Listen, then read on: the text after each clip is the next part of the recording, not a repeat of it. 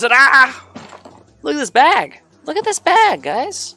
It's a little bright. There we go. Look at this bag. It's so nice. Ah, okay.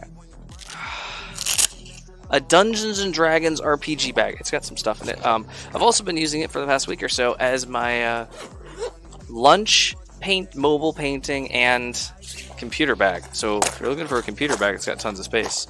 So up here, anywhere near. So nice strap. It's a great. Really nice. I like that pad. It comes with 3 of these foam inserts, which are great for holding Dungeons and Dragons models. Maybe bigger things. Like here, let's grab a D&D mini here. It definitely is like an IRL bag of holding. It holds so much stuff.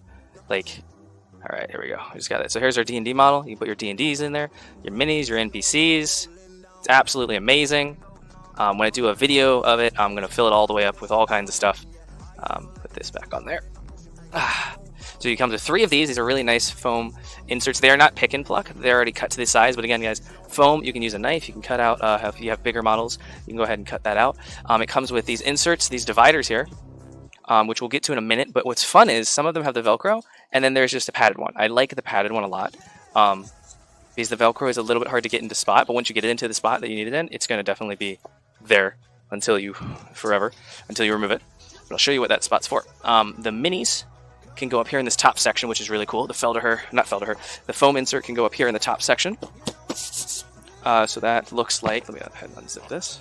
And these zippers are really nice. They're metal. I do like the zippers on this, and it's very weird, but I've bought some things before in the past that the zippers have felt very flimsy and plastic. I'm not a fan of plastic zippers, so that was actually the first thing that won me over in this case was actually the zippers. But yeah, so you can put minis up there. You can also put them inside the case. There you go, zip that up. There's that.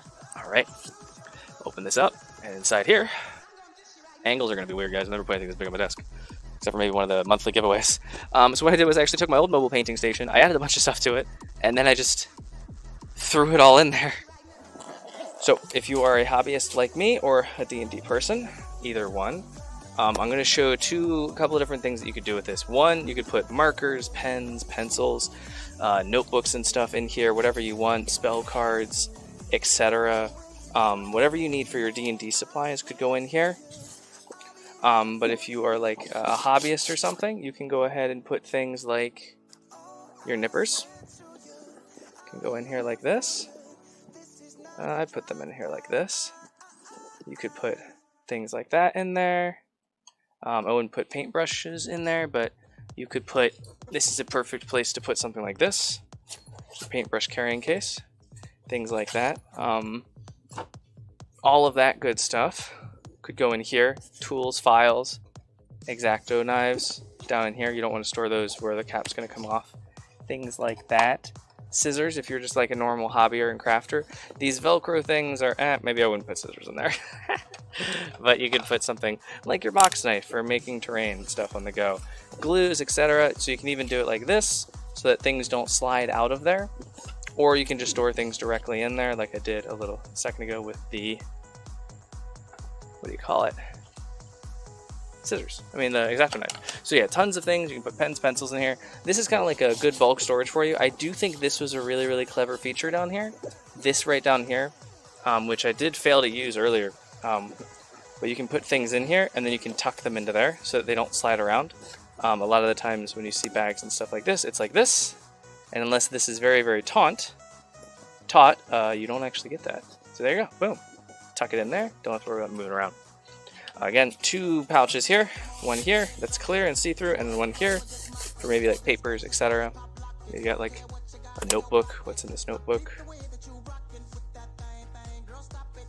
Oh, some very original Goodnuppainting price models. Oh, and there's a diagram for a couple of dioramas that I had going around in my head at the time. Assault on the Sacrificial Chamber and Infiltration of the Cave System.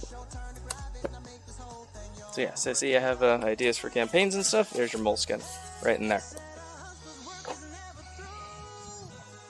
Or, to give you guys a size, because that's not a very good universal size, this is how big it is. This is a standard composition book. You can just slip that right in there and close it up in there. So this is, again, a big front pouch. One big pouch. That is that container. really, really cool. I do like all of the thought that goes into things like this. I love the that somebody that clearly has either needed these or like did their research and was like, hey, what do all of these really popular bags have, and why do people like them? Let's find out. Okay. Alright, there we go. Let's turn it here. And down here we have another pouch. Very similar on this one. Okay, more of the same. Pouch here, clear pouch here.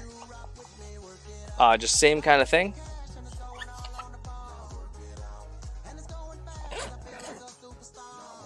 This is not double zipper, sorry. I like that the main compartment ones are all double zippers rather than singles. And then over here you have a nice little stretchy pouch here. You could put something big rolled up in there on the Amazon link, which I'll share in a second. That could be in there, or right in there.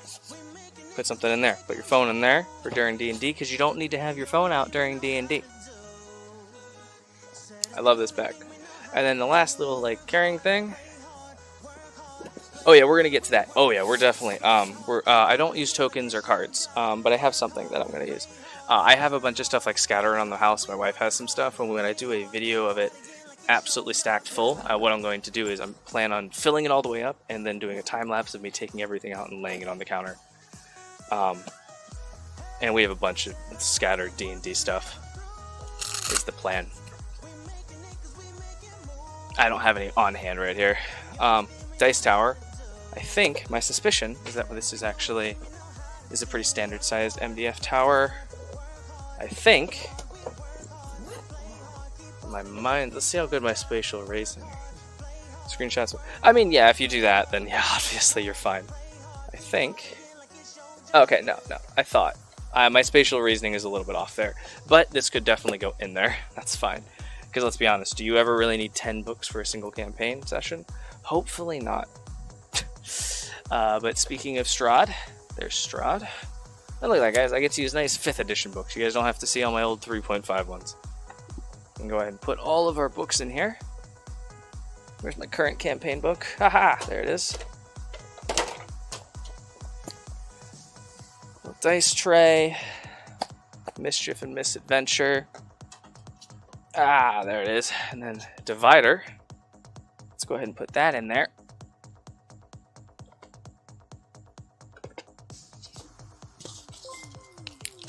Again, this, like this. Yo, Braun, what's up? We're showing off an amazing Dungeons and Dragons carrying bag. How you doing, man? How you doing? Let's see here. Yeah, you can just kind of tuck it in. That's what I found was easy. It actually helps you get everything in there really tight. So you have it in there first, and then you just kind of tuck this around. Makes it nice and secure. And then, boom, there are our books. Like say, those are the books that we need for the campaign. Done. And then we can put whatever we want in the front here. We can put a dice bag in there.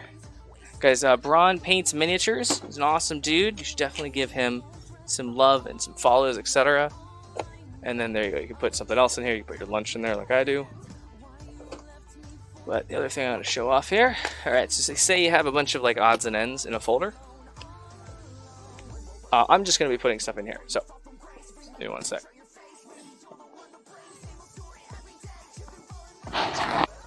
So the foam inserts, they can be cleaned. You can remove them for the sides to flatten them out. This one I did actually leave. I took these foam inserts out and I flattened them a little bit. I just trying to make sure this is. Yeah, okay. Most of the back to the yeah, you can put board games in here and such. But those inserts are great because they go in here like this. I found the best way was to put it on inside out and then just kind of flip it into spot. Not inside out, so to fold it over, and then depending on what you need is, you definitely want to add these inserts afterwards, I feel, after you've gotten wherever it is, just like any divider. So yeah, you can put stuff in there, and it's perfectly sized for things like this. Your monster manual. Bada bing, bada boom. You can put that in there like this. You have plenty of space over here for like other stuff. That last pad, actually, I like this because I hate putting books on their spine like that.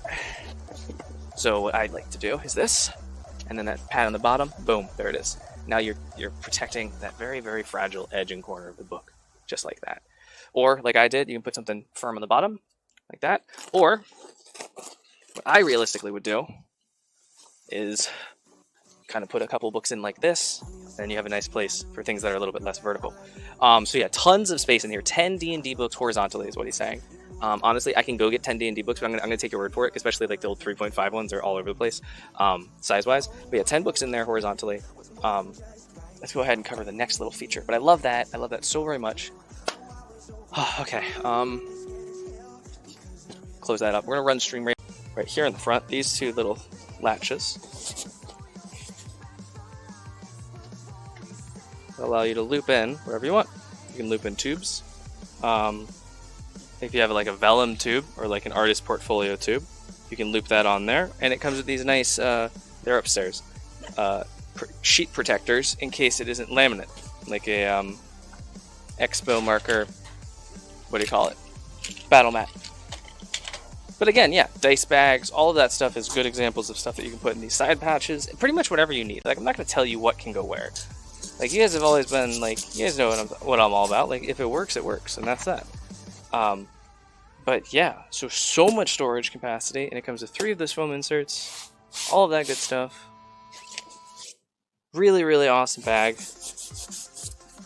I'm gonna get all the books and stuff out of here, though. That is my one thing, is when you load this, you want to load it horizontally, so that it's horizontally the same. If it's more loaded in the front or the back or any of those things, it is a little bit awkward. And as you add more weight to it, this will and does pinch. So I would highly recommend that if you are going to use the foam inserts in something, that you would stack things in here, like maybe vertically, and up here you put maybe some of the stuff that you would have just thrown in there. That's my one thing about the case. And there's nothing really to be done about it unless you wanted to add like a rigid structure to the outside here, which I think would kind of be more annoying most of the time. But when you actually have if that's, again, only if you're going to use it as a handle bag. If you use the strap, you don't have that issue. But you can see here, if we were to add more weight and stuff, it does squeeze that thing. So anyway, because books are heavy, folks. Think about what you're, like, yeah. Don't just like fill this thing entirely full of books and then a bunch of like chips up here on top.